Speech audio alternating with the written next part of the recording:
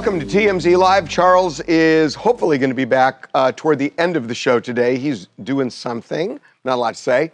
But I want to tell you before we start, and we have a really interesting story at the top of the show, but I got to tell you, today is the day that we launch officially in Washington, D.C. TMZ DC is a thing, and our guys are there. They are meeting and greeting people all over the Capitol. We're going to bring them on a little bit later in the show, talk about what they've done so far. But we're going to start with Britney Spears. Britney Spears, we found out, checked herself into rehab a couple of days ago. She is in rehab for alcohol and drug abuse. This has been a problem with Britney for many, many years, even before the conservatorship. If you remember, way back, in 2007, Britney was put on an involuntary psychiatric hold. She was deep into drugs and alcohol. This has been a recurring problem over the years. She has gone to rehab, bailed after a couple of days, but she voluntarily checked herself in this time. And Brendan, it is interesting that she was prodded. This was not just her decision, but her kids and other people were really behind this thing. Well, I think she's more than encouraged it, really. She's realizing that she's hit rock bottom. I mean, she had that DUI in March, which was pretty alarming for people. And so it makes sense. She's supposed to be in for, an extended period of time. We don't know how long she'll end up staying. They are usually a lot of them are 30-day programs. We are told, we have to say this carefully, that the hope is she'll stay longer than 30 days. And that just goes to how bad it is with Britney, that she needs this help, and 30 days is not a cure. And a lot of people in the rehab business will openly admit that. Totally. And I mean, she's gone to rehab before. Whether we can say it's helped her, I don't really know. I mean, those were visits that she left early on occasions at times. So it'll be interesting to see how long she ends up staying and how serious she is. Other people that we've spoken to say that she also checked in this time around because she knows the judge with this whole DUI case is going to be watching her closely. And they see this as her showing the judge that, hey, I'm taking the steps to get the help I need. That's the dicey part of this. That part of this is that she's got this DUI case and it's to impress the judge. That is not the same as saying, I know I need help, I've got to get help, I've hit rock bottom. Mm-hmm. It's sort of like, I got to play the system because I don't want the book thrown at me. And what she needs is that kind of resolve, that commitment to actually follow through because she hasn't done it. The other thing that is, you cannot ignore here is that Britney has a very serious mental illness. Not her fault, but she has been diagnosed as such by 24 doctors over the years. And in addition to alcohol and drug abuse, she has this mental illness which makes it harder to treat because of the stability issue. And, she needs to be on her meds. She doesn't have anybody anymore who is making sure she takes them, right? Because the conservatorship is over, and the conservatorship, at least they knew what meds she needed to take and when she needed to take them, but nobody's been around for several years now.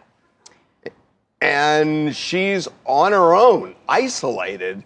And, again, this goes back to, was this really a good idea to end this conservatorship? Maybe the casting was wrong, but she has no safety net right now. Well, and the people that have encouraged her, obviously we know that her relationship with her boys has gotten better in the last couple of years. They're back. They were living with their dad in Hawaii with Kevin Federline. They're now back in LA.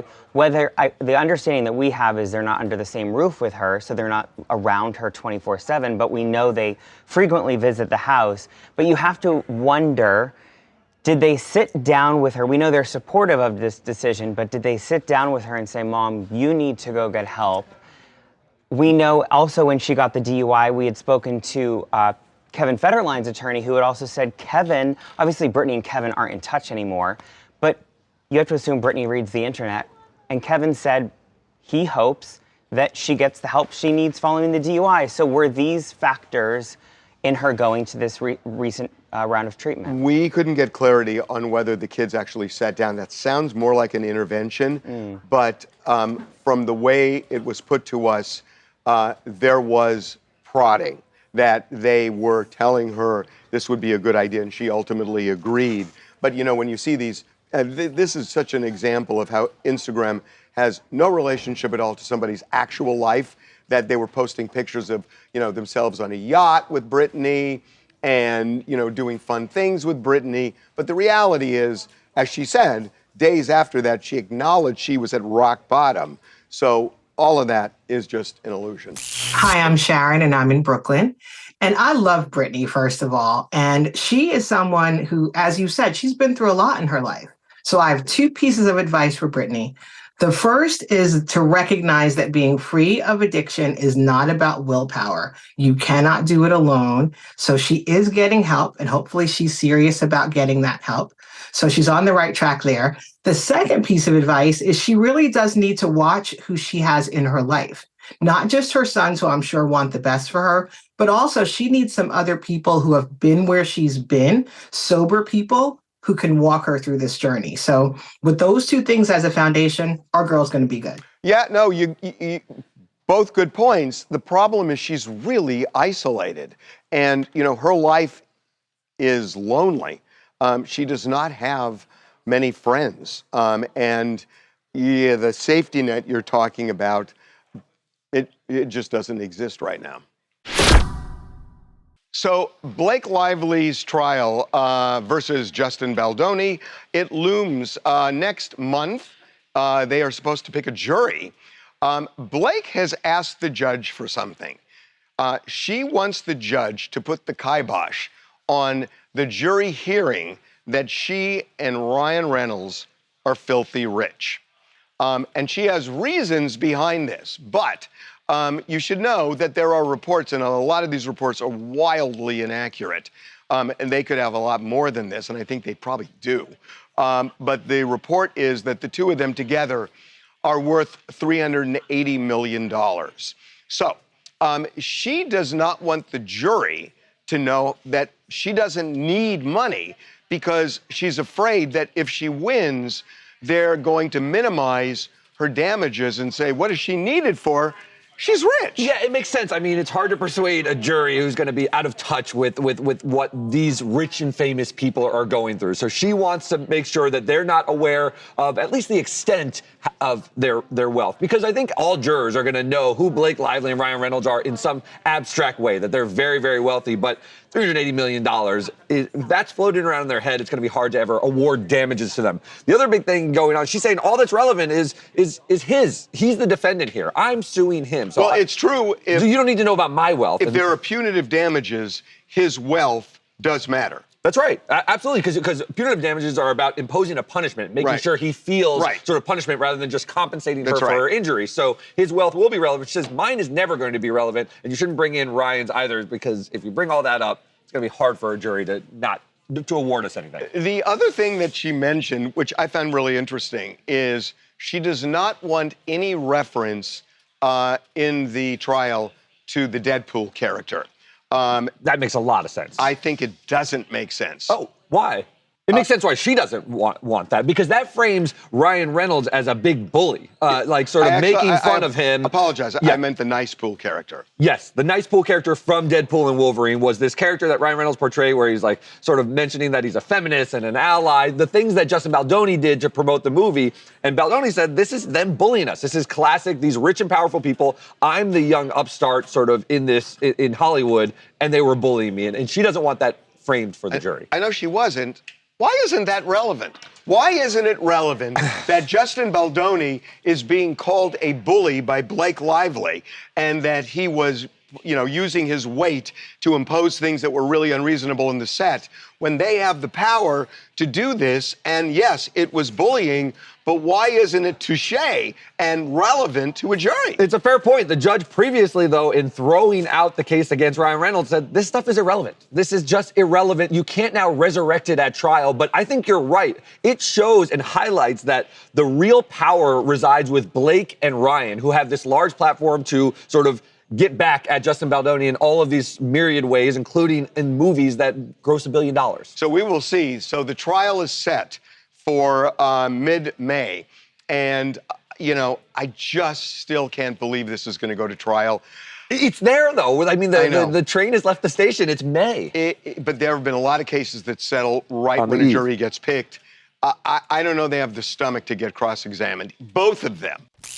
Hi, I'm Katie in Kansas City, and Blake Lively's mountains of evidence, and I'm honestly gagged by how much Blake is trying to keep from this jury. Money aside, she doesn't want a jury to know that her husband, Ryan Reynolds, essentially created a caricature of Justin Baldoni, named it Nice Pool, just to mock him worldwide on the big screen. So, of course, she doesn't want a jury to know what happens to Nice Pool or what happened to him on the big screen, because she has rebranded her lawsuit as this fighting against digital violence. So it feels a little bit ironic that she would just allow that to fly. I agree with you. I mean, I think that's going to be the most interesting ruling on the part of the judge, whether the judge allows that in, because it is bullying.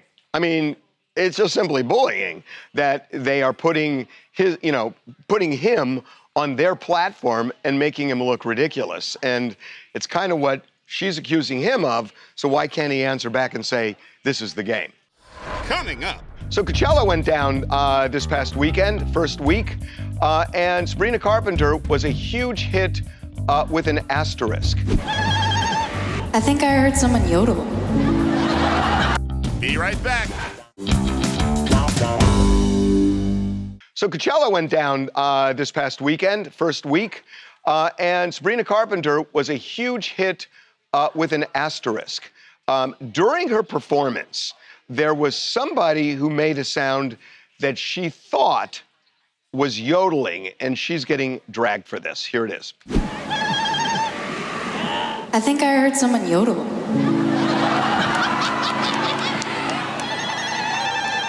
Is that what you're doing? I don't like it. That's your culture, is yodeling? It's a call of celebration. Is this Burning Man? What's going on? This is weird. So she didn't know, but this is an Arabic way of expressing approval that you enjoy something. Yes. And she didn't know, and to her, it sounded like yodeling. You were there. Yeah, I was there. I was Did in the you crowd. see the thing? I did see it. And people were pissed off at this, and it's like, give her a break. I mean, she didn't know. She didn't know any better. Also, she has a history of really engaging with the audience, kind of back and forth. It's almost a little edgy. She's done this. I think people just kind of didn't know really what was happening in the crowd. There's so much going on. You got 125,000 people. Well, you heard this. I mean, it kind of stood out. Yeah, it did stood out. But I stood there in the moment. I saw it happening, and I knew this was going to be a thing. But she didn't know what it was. And it's sort of like, okay, if you don't know what it is, it sounds weird. Yes. If you do know what it is, you should say thank you. Yeah. But to not know, a custom in a land far away is not. No. But she's getting, of course, she's getting dragged by it. She is getting dragged. This is why. I mean, she apologized for it, which I think is just insane. My apologies. I didn't see this person with my eyes and couldn't hear clearly. My reaction was pure confusion, sarcasm, and not ill-intended. Could have handled it better. Now I know what Zagaruda is. I welcome all cheers and yodels from here on out. So, look, I mean, she apologized and that's fine, but she just didn't know.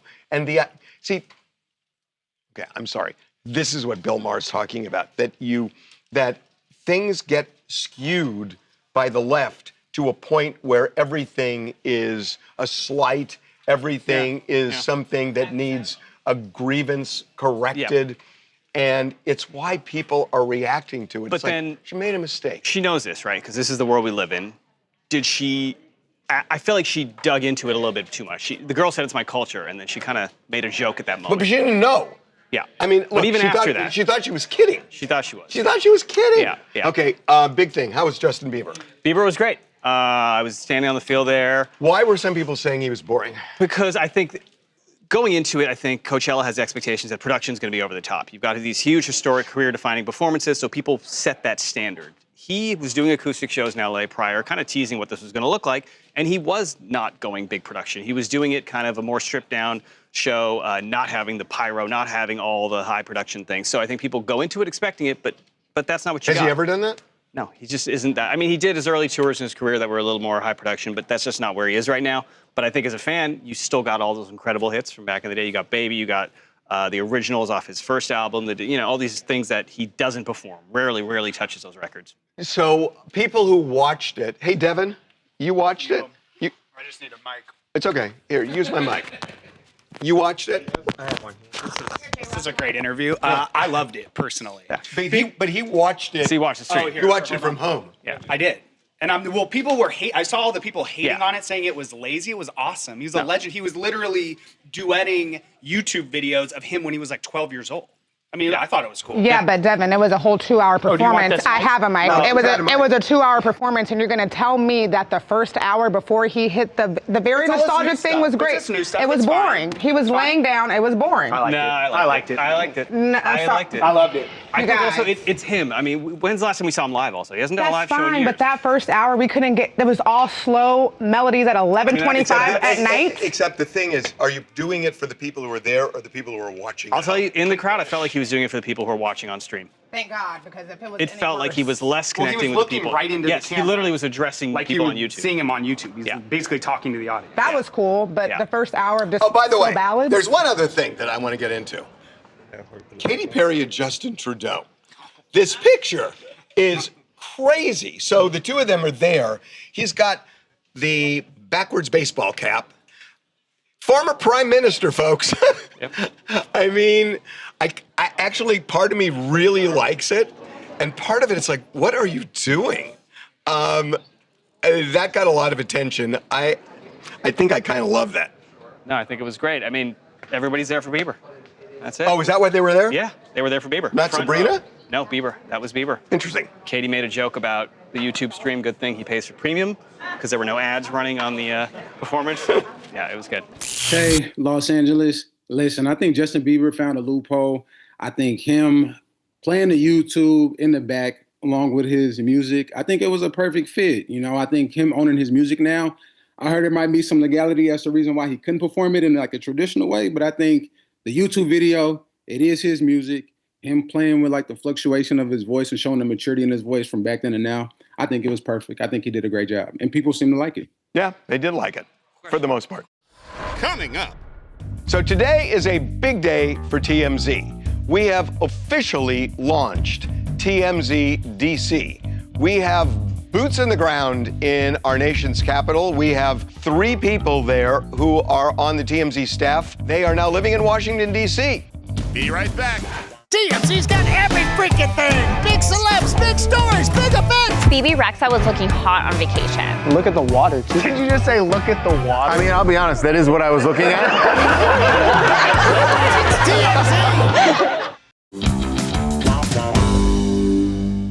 So today is a big day for TMZ. We have officially launched TMZ DC. We have boots in the ground in our nation's capital. We have 3 people there who are on the TMZ staff. They are now living in Washington, DC. They are, just as the business card shows, they are Jackson, Jacob, and Charlie. And they arrived over the weekend. They are already at work meeting people, and we are getting phone calls from congressmen literally today saying, oh my God, I saw your guys there. They don't look like the typical reporters that you see on cable news, but they are smart and they are even sometimes charming and able to get really good stories. So they are joining us right now. It's the first time we're talking to them in DC. Welcome, guys. Hey, how are ya? It's been a great day. We love DC. DC is growing to enjoy us, I believe. How are they growing to enjoy you if you've been there 3 hours? Look, we've been going around handing these out. Yeah, we have a ton of business cards, and a lot of people here are very stiff and they're very nervous and introverted, and we come kind of busting into a cafeteria and trying to shake hands, kiss babies, and bada bing, bada boom. We make good contacts. So you went to the Senate cafeterias today because the House is not in session yet? We have been to maybe 3 to 5 cafeterias and have just been handing out business cards ever since. Some people are really happy to see us, some not so much, but everyone's taking our business cards and they want to reach out to us. So it's going to be very interesting. It's the reason why it's for the people where it's not so much is because it's just such a curveball to them. Yeah. I mean, I'm telling you, these people are just so rigid, and they have their routines. It seems like they kind of eat by themselves. Yeah. So when you go up to them, kind of like a Cutco salesman, and you're like, "Hey, I'm with TMZ," it's like, whoa, it's too much for them to handle. A lot are expecting us, though. A lot have been expecting us. I know.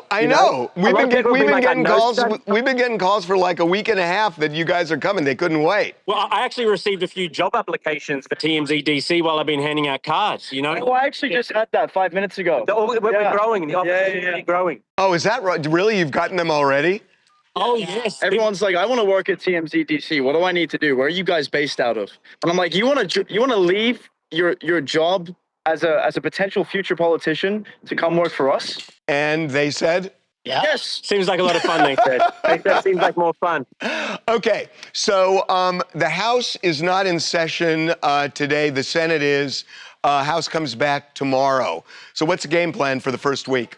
First week, so today, you're right. Senate is kind of in session. Well, they're about to have a vote pretty soon today. So that's why we've been looking at, I don't know if people are familiar with how DC works, but there's buildings where the senators all hang out in, and there's buildings where all the House representatives hang out in. So now we've been hitting the cafeterias over here.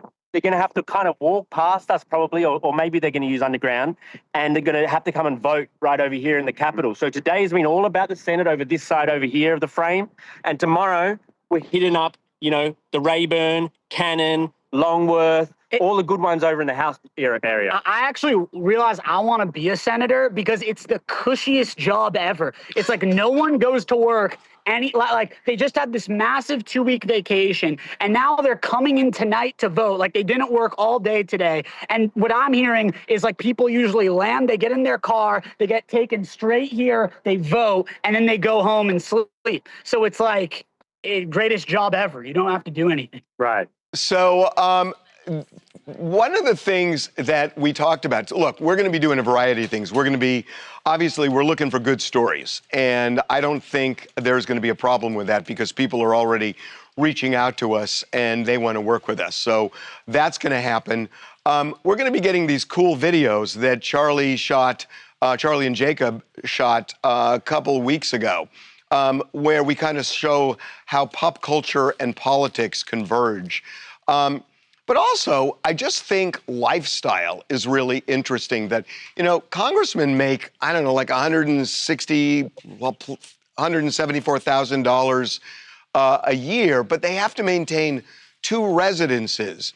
They have to have one in their district, and then they have to live somewhere in DC.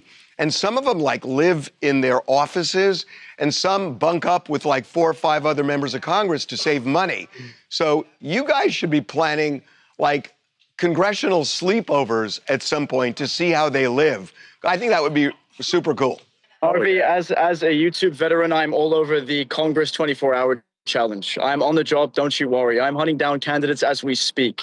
Slumber party. I think a slumber party with some of the potential candidates would be good. We'll get our sleeping bags out. We'll tell scary stories. Yeah. Flashlights on our face. Oh, yeah, we can go to Lindsey Graham's office with a bubble wand. Yeah. We'll figure out how to get you that content, Harb. We're on the mission. Okay, so look, every day, at the end of the day, you guys are going to be at our TMZ office, which actually isn't really an office because we couldn't afford an office, but we have a card table that a $325 card table, so it's an expensive one, and the guys are going to be out there at the card table, and they're going to be going over their day in DC, and it'll be on YouTube, Instagram, Twitter, Facebook, TikTok, every day. And we're going to obviously... We're in our office right now. This is our office right now. You are in your Beautiful. office right now. Okay, we're excited you're there, guys. We're going to be checking in with you all the time. Good luck. Thank you. See you soon. Coming up. Alix Cooper is pulling out the knives here. She is pissed at Alix Earle. Stop hiding behind other people and just say it. Be right back. So I haven't seen this in a long time. Alix Cooper is pulling out the knives here. She is pissed at Alix Earle. Really pissed at her to a point where she's calling her out. This started where Alix Earle reposted a TikTok video of somebody who said some pretty harsh things against Alix Cooper. Here's what started it. I would honestly compare Alix Cooper to an ambulance chaser. She's a Grim Reaper. She wants to get the exclusive interview. She wants to be there when you're vulnerable and you're broken down and you're ready to sign over your rights to your life. Like, she's so awful. She's profiting off of it. That's not girl power. I mean, the weird thing about that, just FYI, I'm going to play you what Alix Cooper responded. But, I mean, you could say that about anybody who does interviews. Barbara Walters, you could say that about. Diane Sawyer, 60 Minutes, pretty much anybody. But Alix Cooper is pissed off. Remember, there's history there that Alix Cooper has the Unwell podcast network. Alix Earle was signed to it. They dropped her. We don't know why, but clearly there is bad blood because this is what Alix Cooper said in response. Alix Earle, hey girl. The passive-aggressive reposts and the likes and the commenting on things, I gotta call you out here. You're gonna need to get specific and just say what you gotta say about me. There's no NDA. No one is stopping you. Stop hiding behind other people and just say it yourself. What's the beef? I have nothing to hide when it comes to you and me. So, unless you actually have something to say, I'm out. This is over. So the weird thing about this is something happened between the two of them. There's some reason Alix Earle was dropped, and it sounds like Alix Cooper is kind of holding the cards, almost kind of taunting her, saying, you want to keep this going, I'm going to say what happened here. Yeah, but then at the same time, she's getting some criticism because this was a great opportunity for Alix Cooper to say what her side was. But there's been a lot of reports back in like 2025 that basically what stemmed this feud was that there was an Unwell Super Bowl party that was held in New Orleans that Alix Earle was supposed to go to. Obviously, this is Alix Cooper's company. Alix Earle allegedly didn't show up, and that made Alix Cooper unhappy. So it apparently kicked off from a party appearance.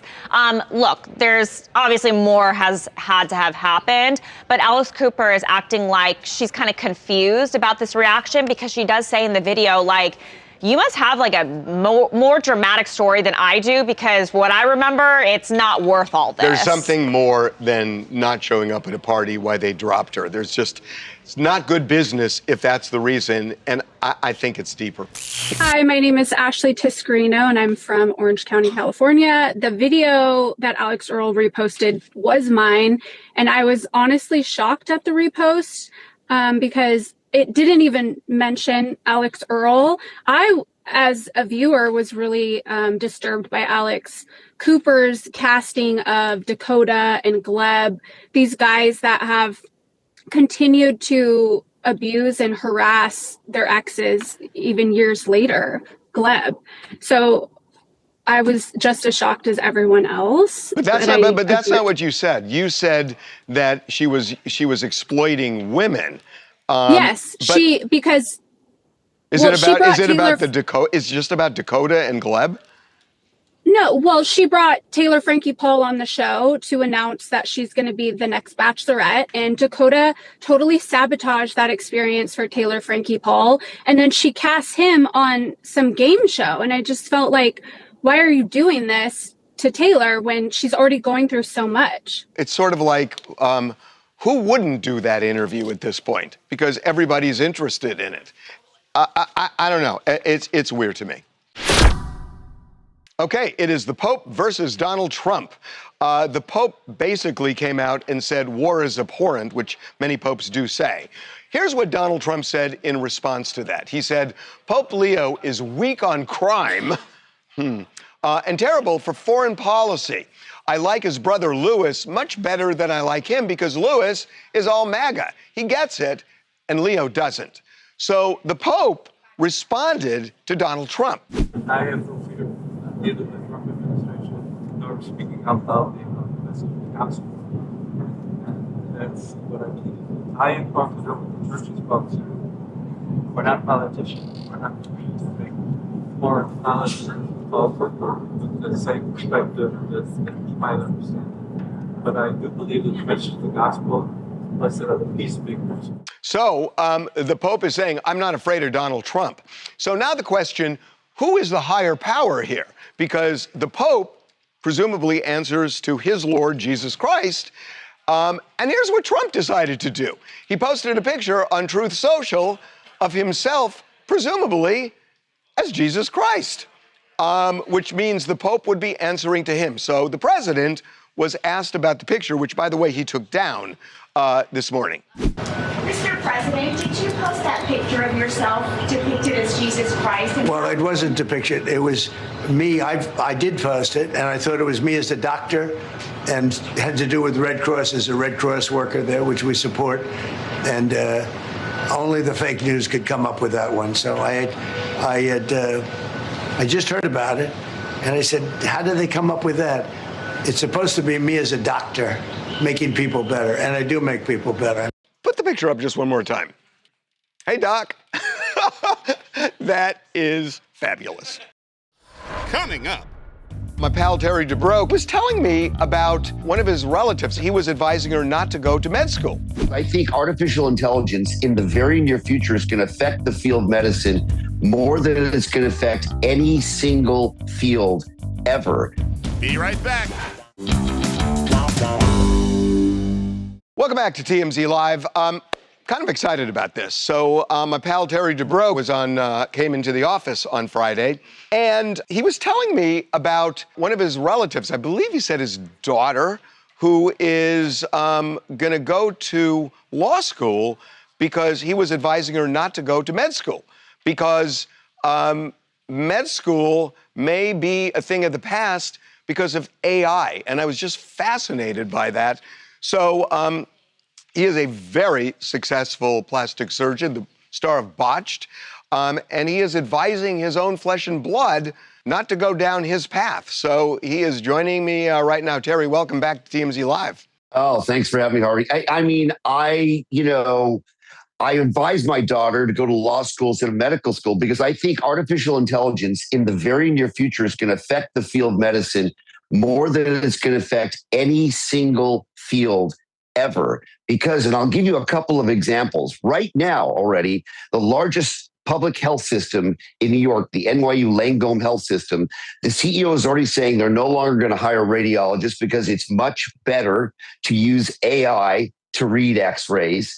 A study at Harvard, at Massachusetts General Hospital, and Cedars-Sinai showed that AI right now is better at diagnosis and treatment recommendations than compared to doctors on staff there. And if you listen to Elon Musk, if you believe that robots are going to be operating within the next 3 years, which I doubt, I think it'll be like 10 years, the best surgeons in the world will be AI-enabled robots. So I think my field is rapidly being affected, and I wouldn't necessarily recommend anyone go into medicine as much as I love it, and it was my calling. I think I'm one of those sort of the relics of the field. You know, it's interesting you say that because in your field, I could understand how an AI robot might be able to do an appendicitis operation more precisely, a heart operation more precisely. But plastic surgery, to me, requires a certain judgment and discretion, where there are subtle choices you make, that it's not black and white.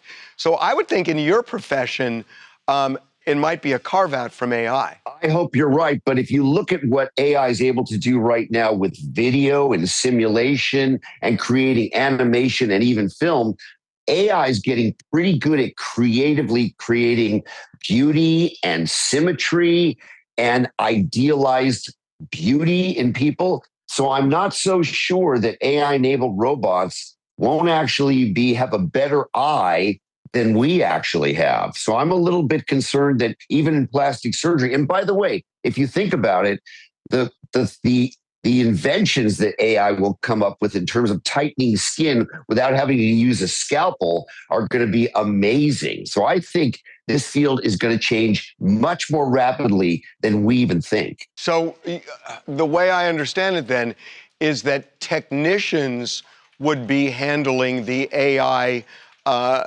just the way AI handles things, and it wouldn't necessarily be doctors. I think that's right. I think, for example, in a virtual, you're going to go into a clinic, an emergency room is going to have very few doctors because there's going to be a nurse, there's going to be a bunch of scanners, and this brilliant AI is going to make a diagnosis and recommend a treatment. And I think once robots get technical skills, and by the way, let's not kid ourselves. Robots already are very good at autonomously suturing and dissecting and are very precise at controlling blood vessels. So I think this is happening much more quickly, that you're going to go in and a technician and a coordinator is going to pair you up with an AI-enabled artificial intelligence robot, and things are going to change very rapidly. It's a bummer because it's an amazing calling going into medicine. I love it. I would do it again, but I don't think, when I talk to my friends who are physicians now and I say, would you go into medicine now? Virtually none of them would. Wow. Is it better? I mean, is it better than human beings doing it? It is better. It is better. I mean, if you look at the Cedars-Sinai, the great hospital in our community down the street, AI was better at diagnosis and treatment recommendations when looked at by independent physician observers than doctors in 88% of cases. Wow. Well, look, we may be looking for a TMZ producer. So I just want to make sure that you're okay. So you got my number, man. I appreciate it. You know, I love TMZ, but I don't know. I think I may be safe, because I'm in the last third. And I think the big thing, Harvey, and I think you'll agree with this as a legal expert, regulations are going to slow everything down. It's going to be a while before the government and the regulatory bodies allow AI to make medical decisions. Well, part of that may be self-preservation because the medical boards are filled with doctors and doctors don't want to be unemployed. That's very true. So maybe we can slow things down. I'm cynical. Hey, Terry, thank you. Thank you very much, Harvey. Appreciate it. Coming up. Walker Scobell, who's a star of Percy Jackson and the Olympians, he has made a decision not to go to his senior prom because the fans are so invested in him that any girl he takes is going to get death threats. Be right back. Walker Scobell, who's a star of Percy Jackson and the Olympians. The show is on Disney Plus. Season 2 just dropped. And he has gone back to high school. He had left for a while, and he is back in school. He has made a decision not to go to his senior prom because the fans are so invested in him that any girl he takes is going to get death threats, which is so messed up, but probably true. It's true. And obviously the death threats thing is insane, that any, person would send an underage person death threats because they're with your favorite actor. Well, they're or whatever. probably underage people who are sending it. Yeah, that too. But it's also, I don't really feel bad for the guy. Like when you become rich and famous, there are things that you can't do anymore. And unfortunately, this is one of them. And I understand the sensitivity, but at some point, he's got to live his life. And there are plenty of people who are heartthrobs who date, and yeah, there are crazy fans. You can't let the crazy fans win, though. You can't let the crazy fans run your life to where he can only secretly date somebody. Apparently. I mean, it's really messed up. It is, and prom is like, especially when you're in high school, like senior prom, and maybe not in like the long run of life, it means nothing, but at the time, it seems like it's a pretty big deal. Take it or leave it. Wait. Sounds like you didn't get asked. No, I did. I did. Hi, my name is Kelsey. I'm from Boston, and I just think that it's so weird that like we've seen all of these parasocial relationships and they get so dangerous. Like this kid just turned 17 and he's not even allowed to go to his own prom. Like the fans start to have a sense of entitlement to their lives and they forget that they're normal people. Like he is a 17-year-old kid. Yeah, I mean, it's really, to me, it's really sad, but it is the state of the world. What else do you guys want to talk about? Hi, I'm Jaleesa from Atlanta. I want to talk about Bieber at Coachella. I just think it's crazy. Imagine paying $600 for a wristband just to watch a guy making $10 million scroll through his MacBook. But honestly, I guess when you put it that way, okay. But I honestly feel like he might have done that to avoid some legal loopholes. We all know that he sold his catalog in 2022 for $200 million. So I'm thinking he was being smart to try to incorporate his older songs, but not get into legal trouble. Well, he could have still licensed them. There's nothing stopping him from licensing the songs. So I don't think that was the motivator. One more. Gracelyn Jones, Northern Virginia. I think Britney Spears and her voluntarily checking herself into rehab actually, it will help her case and it will reduce the amount of penalty that she gets from these charges. You know, I'm really happy to see her sons actively supporting her during this journey. I'm very glad to see that she's doing well and taking the right steps in the right direction. Yeah, it may be a little premature to say she's doing well. We don't know, but hopefully she will. Coming up. Oh, this feels like something we should have done in Tim's Rejects. Cowboy Sway was at a rodeo in Florida over the weekend, and he decided to do a trick for the crowd, which he did, and Be right back.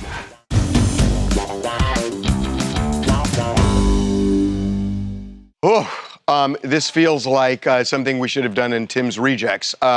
Cowboy Sway was at a rodeo in Florida over the weekend, and he decided to do a trick for the crowd, which he did. And watch this. So he does I can't even look at this. He just gets mowed down by these horses. I believe 5 horses. Oh, no. Oh, my God. This is remarkable. He's okay. I mean, I don't know how that is, but he's okay. He walked off. He said he's fine. Look at the power of these horses. It is remarkable to me that this guy is okay, but he's okay. So I thought we would end on something that looked bad but ended good. Have a good Monday, and we will see you Tuesday.